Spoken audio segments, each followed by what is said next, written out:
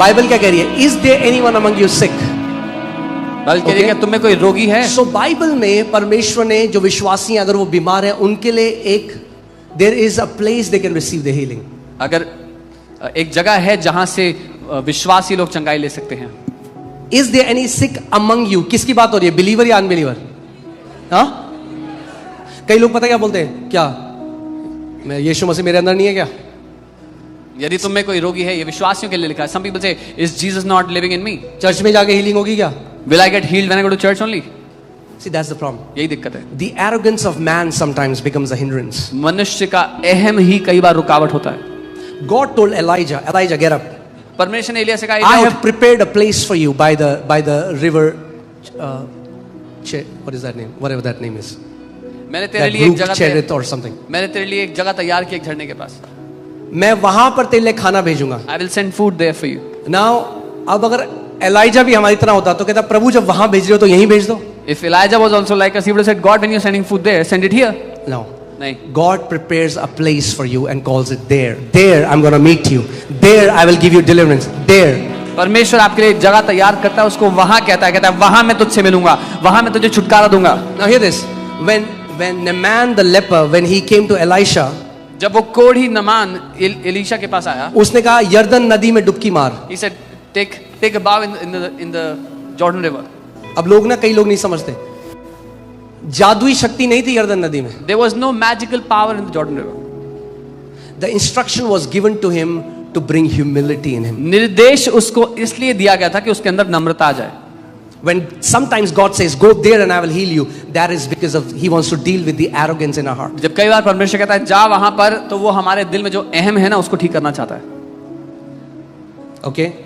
अगर पानी में जादुई शक्ति होती तो एक डुबकी में ही ठीक हो जाता. If that water had magical power, one dip was enough. शब्द क्या था? What was the word? कितनी बार डुबकी मारनी है? How many times? एक बारी, 7 times. 2 बारी, 3 कुछ नहीं हुआ, 4 कुछ नहीं हुआ, 5 6 जैसे ही 7वीं डुबकी मारी, एक नए बच्चों जैसी स्किन आ गई. The moment he went to the river 7th time, he had new skin like a child. अगर हम नम्र हैं और अगर कोई बीमार है और वो कहता है प्रभु खुदा तेरे वचन में लिखा है अगर मैं बीमार हूं तो मैं कलीसिया के अगुओं को बुलाऊं, मैं अपना दिमाग नहीं लगाऊंगा. If someone is humble, they will say, Lord, I'm sick and your word says go to the elders of the church. I will not put my brains into this. Okay? मैं आपको सिखाऊंगा कैसे कि आप आगे बढ़ सकते हो और आप अपनी चंगाई स्वयं भी ले सकते हो. मगर this is specially for those people who are about to die.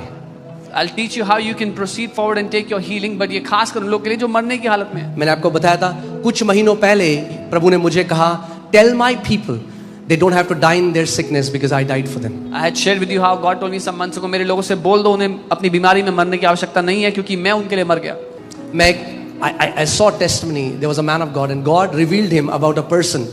और उसने बोला by the Spirit he called this person और उसको बोला तेरे पैनक्रियाज प्रभु मुझे दिखाता है तेरे पैनक्रियाज में दिक्कत है. मैंने गवाही देखी, परमेश्वर के जन को आत्मा के द्वारा प्रकट हुआ, तो he called a person, he said there's problem in your pancreas और प्रभु तुझे चंगा करना चाहता है. and God wants to heal you. वो आदमी हंसने लगा. The man started to laugh.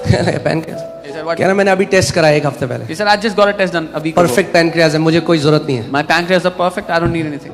2 दिन बाद उसकी डेथ हो गई, पैनक्रियाज फेल हो गया. After 2 days that man died, his pancreas failed. Humility is the way we receive from God. नम्रता ही वो तरीका है परमेश्वर से हम कुछ ले सकते हैं. Okay? So ये किसी पास्टर ने नहीं कहा है. No pastor has said this.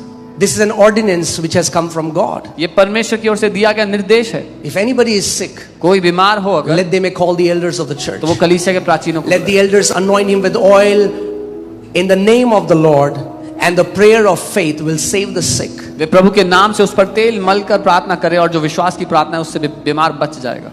And if he has committed any sins, it will be forgiven. उसने कोई पाप किया तो वो भी उसके लिए इसका मतलब ये नहीं कि पाप क्षमा नहीं हुआ उस व्यक्ति का. This doesn't mean इसका मतलब he is in